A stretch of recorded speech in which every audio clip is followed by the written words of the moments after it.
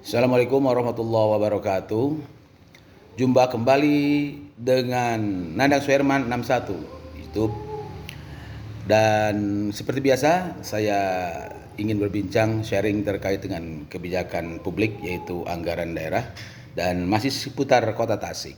Kenapa besar Kota Tasik? Karena Tasik cukup dinamis, di mana kemarin pada saat diskusi para bakal calon wali kota dan wakil wali kota itu cukup menarik karena ada salah satu bakal calon yang melontarkan bahwa untuk meningkatkan PAD Kota Tasik, dia begitu gagasannya gitu ya, akan memungut memungut per kepala keluarga sekitar 10 atau berapa 50 ribu lah ya, dan dengan asumsi bahwa jumlah kepala keluarga di Kota Tasik itu 200 ribuan lebih. Bisa dibayangkan kalau itu terjadi pungutan dan dia menang, kalau dia menang dan terjadi pungutan, itu akan menjadi aneh juga.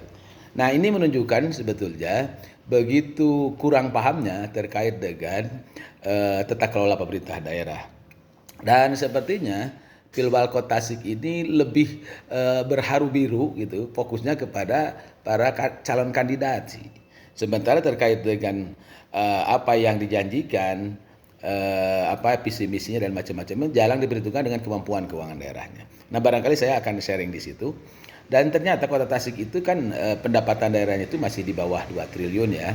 Dan kalau catatan saya berdasarkan realisasi saja ini yang sudah pasti-pasti, bahwa Kota Tasik itu berdasarkan data yang saya kumpulkan, saya terima, dan baru tercatat untuk realisasinya itu yang sudah pasti di tahun 2022. Memang ada jeda sekitar setahun gitu ya, setahun lebih mempublikasikannya. Nah, di tahun 2022 itu Tasik itu sekitar 1,9 triliun ya realisasinya, itu segitu 1,9 triliun itu. Dan ternyata 1,9 triliun itu adalah yang sebagian besar itu sumber pendapatannya dari dana transfer dari pusat melalui pemerintah pusat, bukan digelontorkan oleh pemerintah pusat untuk membiayai seluruh ASN di Kota Tasik, beberapa pembangunan di Kota Tasik, dan itu sebagian besar dari dana transfer. Selain itu juga untuk pembangunan Kota Tasik itu dari dana transfer pemerintah provinsi, dan ini pun sebetulnya lumayan besar, itu ratusan miliar juga. Nah, sementara yang menjadi kekuatan utama ya, keuangan Kota Tasik sendiri itu dicerminkan dari pendapatan asli daerah. Nah, sayang sekali pendapatan asli daerah Kota Tasik itu masih belum begitu cukup moncer. Kalau kita proporsikan pendapatan asli Kota Tasik itu, pendapatan asli daerahnya, PAD-nya itu masih di kisaran 20% dari seluruh pendapatan daerah. Nah, 20% kalau kisarannya ya, pendapatan asli daerahnya itu kalau angkanya di sekitar 341 miliar, itu tahun 2022 ya, 341 miliar.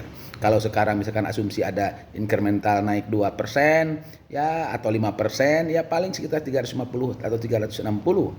Dan harus diingat bahwa pendapatan asli daerah itu sebagian besar juga disumbang dari retribusi. Jasa retribusi apa? Pelayanan kesehatan yang paling besar di rumah sakit, di puskesmas.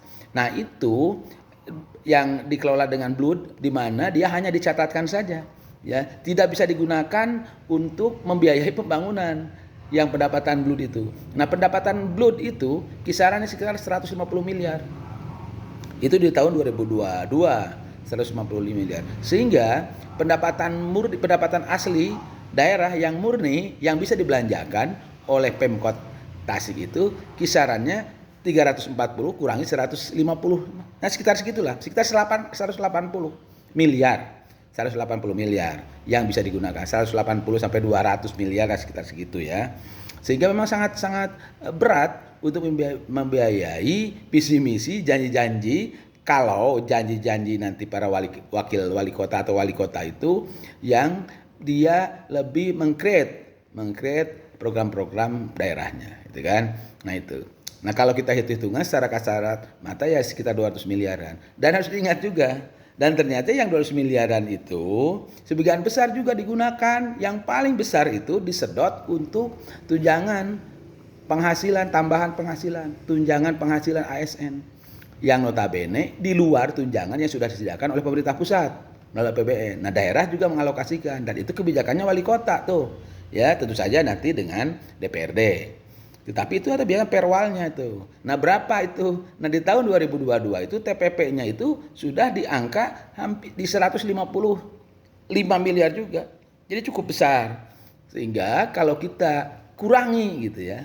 Yang tadi itu 340 kurangi 150 kurangi lagi 155. Jadi sisanya berapa yang bisa digunakan? Ya sekitar 30-40 miliar. Jadi sangat kecil. Nah, dan dari mana itu pendapatan yang paling besar untuk PAD-nya itu? Selain rumah sakit, kalau rumah sakit bisa dibelanjakan. Nah, ternyata yang paling besar itu PAD-nya itu adalah dari PBB. Pajak pembangunan. Pajak bangunan yang sudah dikenal, ya. Dan setiap tahun kita bayar. 2 dari pajak penerangan jalan umum, di mana setiap warga dibebankan itu sekitar 10% lah dari jumlah total bayar kepada PLN.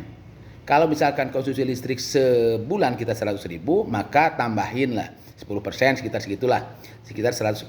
Nah, yang 10.000-nya itu masuk menjadi PAD. Nah, dan dikumpulkan itu lumayan dari pajak apa yang seperti itu, lumayan itu angkanya. Kalau saya lihat ya, angkanya itu di PAD-nya untuk pendapatan untuk tagihan listriknya itu sekitar pajak PJU-nya nih. PJU-nya itu di tahun 2022 ya, tahun 2000 itu sekitar 40 miliaran. Lumayan kan, 40 miliar itu. Kalau PBB-nya itu sekitar berapa? Kalau PBB, nah pajak PBB-nya itu sekitar 31. Itu BPHTB itu setiap transaksi tanah. Ya, kalau PBB-nya sekitar 43. Jadi yang paling besar itu PBB, PJU, BPHTB. Tiga kelompok besar di luar rumah sakit, karena rumah sakit tidak bisa digunakan. Sementara yang lain hotel itu masih kisaran sekitar 3,5-4 miliar ya, 3,5 sampai 4 miliar. Terus pajak parkir 1, sekian, retribusi parkir yang banyak dipungut itu ya, untuk retribusi kita sekitar 3 miliaran. Nah, jadi kalau sekarang ada konsep yang ditawarkan untuk meningkatkan PAD dengan memungut lagi dari warga masyarakat, itu mekanisme seperti apa? Karena itu pasti pelanggaran terhadap undang-undang perpajakan. Tidak boleh ya seenaknya mungut-mungut dari rakyat, apalagi untuk pendapatan asli daerah, nggak boleh, karena itu sudah diatur. Ada yang disebut dengan Perda PDRD, pajak daerah dan retribusi. Nah, itu baru ditetapkan tuh oleh Pemkot bersama DPRD Tasik tahun ini kalau nggak salah, karena itu menyesuaikan dengan undang-undang yang sekarang sedang berlaku.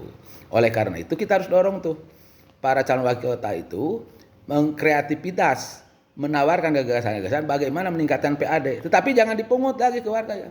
Ada bagaimana didorong lagi suasana ekonominya kota Tasiknya supaya menarik, di mana nanti yang sudah muncul hotel-hotel bermunculan di kota Tasik ini huniannya meningkat. Terus yang kedua, pajak restoran juga lumayan besar, kalah jauh dengan pajak hotelnya.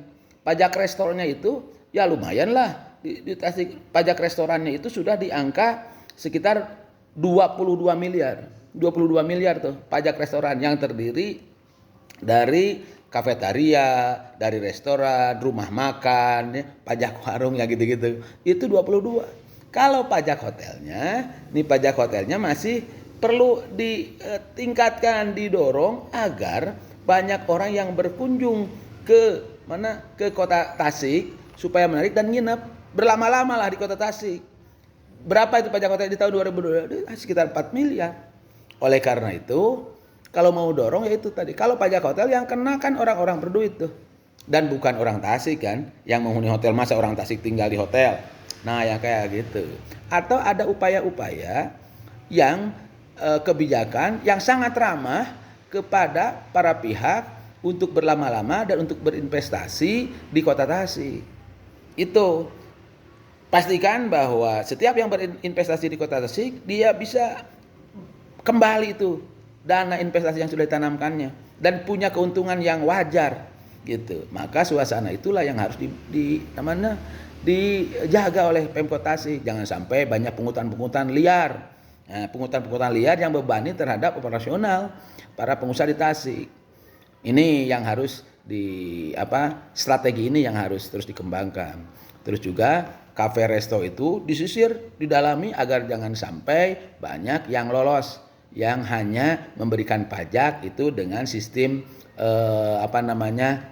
penetapannya tetaplah flat gitu kan. Padahal dia fluktuasinya bagus misalnya kunjungannya. Ya kayak gitu. Jadi perdalam aja ke sana. Dan yang paling penting karena ASN di Kota Tasik itu TPP-nya cukup besar dari PAD, maka tingkatkan itu kinerjanya. Nah, bagaimana strategi peningkatan ASN kinerjanya? Itu ada di pundak wali kota yang dioperasionalkan oleh sekdanya. Nah, begitulah kalau dari pusat mah nanti tergantung dari hubungan lobi, tergantung juga kedekatan dan macam-macam lah itu jalur politik, jalur birokrasi. Tapi itu sifatnya kan bantuan kalau dari pusat mah. Tetapi yang harus kita fokus kepada calon wali kota dan wakil wali itu bagaimana meningkatkan pendapatan asli daerah agar itu terus meningkat. Ya kan? Dan tidak membebani, memberatkan bagi warga Tasik. Seperti yang tadi gagasan untuk iuran tambahan. Nah, itu mah sangat ngaco. Begitu warga Tasik, saya sebagai turunan Tasik, iur pendapat untuk hal ini. Wassalamualaikum warahmatullahi wabarakatuh.